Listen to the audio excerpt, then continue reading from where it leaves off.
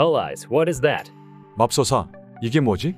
미 해군 파일럿이 캘리포니아 해안에서 비행하는 미확인 비행 물체에 레이더를 고정하면서 한 말입니다.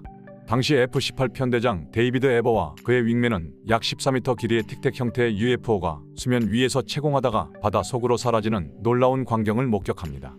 USS 니미츠 틱택 UFO로 알려진 이 케이스는 미 국방부 첨단 항공우주 위험 및 식별 프로그램이 취합했던 수많은 보고서들 중 하나일 뿐입니다.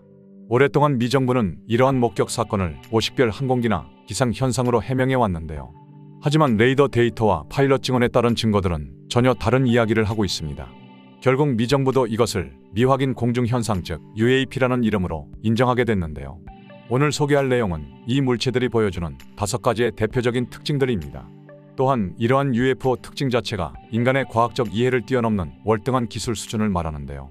그렇기 때문에 이 문제를 진지하게 받아들이고 철저히 조사하며 열린 마음으로 접근해야 한다는 일부 과학자의 주장도 있습니다.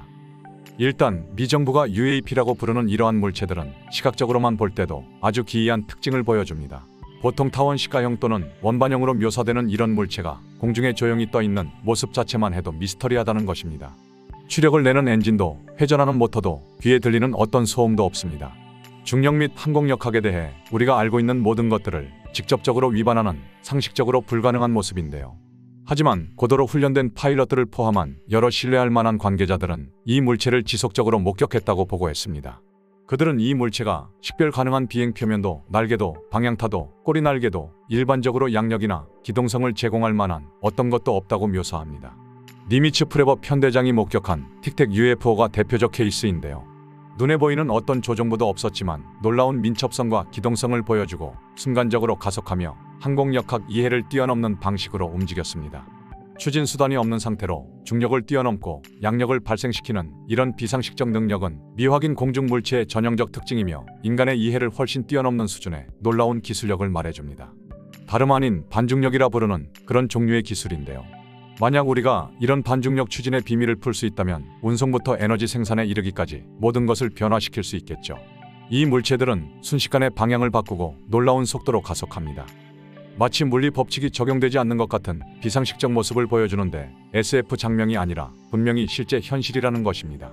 여러 함선의 레이더 조작자와 파일럿들이 직접 목격하고 기록, 녹화한 물리적 실체인 것입니다. 또한 이 비행체들이 보여주는 속도와 민첩성은 현재 지구상의 어떤 항공 물체들보다 월등하게 뛰어납니다. 가장 잘 기록된 케이스 중에 하나는 니미츠 사건 당시 USS 프린스턴의 레이더 시스템이 추적했던 미확인 비행 물체인데요. 이 물체는 수십 킬로 상공 고고도에서 처음 감지되었는데 음속의 30배가 넘는 놀라운 속도로 해수면 바로 위로 순간 급강하합니다. 물론 이런 급가속은 인간 파일럿의 수용 한계를 뛰어넘는 엄청난 중력력 가속도를 발생시킵니다. 또한 인간뿐만 아니라 비행체의 동체 자체도 이런 압력에는 견딜 수 없는데요. 결국 UFO라는 것은 극한의 관성력, 즉 압력을 견뎌내거나 상쇄시킬 수 있다는 것이겠죠. 그렇다면 UFO는 어떻게 공중 분해되지 않고 그렇게 급가속 기동이 가능한 것일까요? 그 답은 아마도 인간의 현재 과학을 훨씬 뛰어넘는 특별한 추진 시스템과 재료 공학에 있을 것입니다.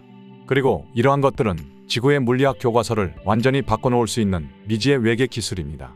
만약 실제 UFO라는 것이 존재하고 어떤 식으로든 인간이 그 기술에 접근할 수 있다면 그 의미는 엄청나다고 봐야겠죠. 우리는 종종 하늘을 가로지르는 초음속 전투기를 목격합니다. 그리고 전투기를 보기도 전에 엄청난 굉음을 동반하는 소닉붐을 들을 수 있을 겁니다. 물론 그 소음은 물체가 음속 장벽을 돌파할 때 불가피하게 발생하는 시그니처입니다. 하지만 UFO의 경우는 다릅니다. 대부분의 목격자들은 이 물체들이 음속을 훨씬 넘는 놀라운 속도로 이동한다고 보고하지만 그것들은 소닉붐의 흔적을 절대 남기지 않습니다. 지금은 너무 만성화돼서 그냥 당연하게 여기기도 하지만 잠시만 이것을 진지하게 생각해 본다면 물리 법칙을 거스르는 놀라운 현상을 말하는 것인데요. UFO를 조우한 미 해군 파일럿들은 이러한 물체들이 소닉붐을 생성하지 않고 공기와 물속을 자유자재로 이동한다고 말합니다. 그렇다면 도대체 어떻게 이런 일이 가능할까요? 그 해답은 우리가 이해하고 있는 물리학이란 것이 불완전하기 때문이라는 것입니다. 미 해군 UFO를 분석한 과학자들은 주변의 시공간 구조를 조작하여 공기 저항을 줄이거나 없애고 있을 가능성을 말합니다. 즉 우리가 알고 있는 일반적 항공역학과는 완전히 다른 미지의 이동 기술을 갖고 있다는 것인데요. 결국 인간은 최소 몇백 년 후에나 접근할 수 있는 수준의 에너지와 물질 제어 기술이란 것입니다. UAP 조우에서 가장 보편적 현상 중의 하나는 UFO 동체의 자세한 모습을 선명하게 보기 어렵다는 것입니다. 미 해군 파일럿들은 UFO가 안개가 낀 것처럼 보이거나 또는 부분적으로 가려져서 마치 의도적으로 감지를 피하려는 것처럼 보인다고 말합니다. 그리고 이런 식의 낮은 관측성이라고 불리는 것은 UFO의 대표적 특징 중의 하나인데요. 또한 일부 목격자들은 물체를 둘러싼 이상한 발광 또는 일종의 후광이나 아우라로 인해 정확한 모양과 특징을 파악하기 어렵다고도 말합니다. 또 다른 목격자들은 마치 첨단 위장 기술로 은폐된 것처럼 물체의 모습이 왜곡되는 것처럼 보인다고 보고합니다. 결국 물체 주위에 빛을 굴절시켜 사실상 육안으로는 보이지 않게 하는 스텔스 기술의 일종이라는 것인데요. 결국 이러한 목격들이 말해주는 것은 UFO가 어떤 종류의 은폐 또는 전자기파를 왜곡시키는 기술을 보유하고 있을 가능성을 말하겠죠. 그렇다면 UFO는 왜 모습을 보여주지 않으려 하는 것일까요?